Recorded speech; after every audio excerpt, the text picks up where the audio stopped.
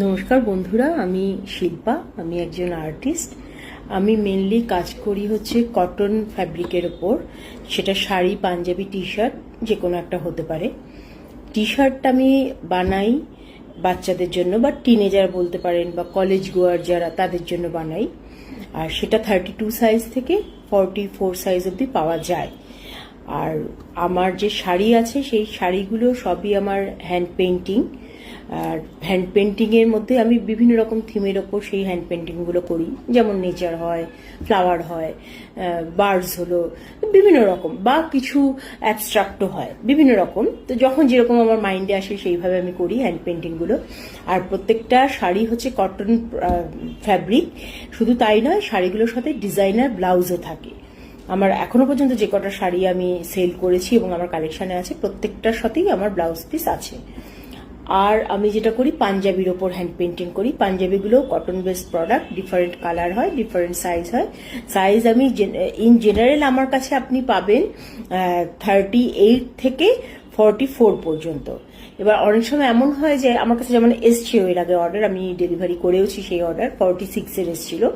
সেই ক্ষেত্রে তখন আমাকে একটু আমার জেনারেলি আমি যেটা নিই 10 দিন অন্তত সময় নিয়ে একটা পাঞ্জাবি কমপ্লিট করতে। কিন্তু 46 সাইজটা যেহেতু খুবই বড় এবং আমি অত বড় সাইজের রাখি না, আমি 38 থেকে 44-এর মধ্যেই রাখি। তো আমাকে তখন একটু আগের থেকে বলতে হয় এবং একটু সময়টা আমার বেশি লাগে, কারণ 46 পাঞ্জাবি অনেক বড় হয় এবং ওটাতে কাজও অনেক বেশি করতে হয়। কারণ বড় পাঞ্জাবি হলে কাজটা যদি আমি ওটাকে কভার না করতে পারি, ওটা দেখতে ভালো লাগবে না, চোখে পড়বে না। তো কেউ যদি আমাকে 46 পাঞ্জাবির ওপর ডিজাইন করে দিতে বলেন, তাহলে কাইন্ডলি আমাকে একটু আগে থেকে বলবেন। সেক্ষেত্রে দিন 15 আমার সময় লাগতে পারে।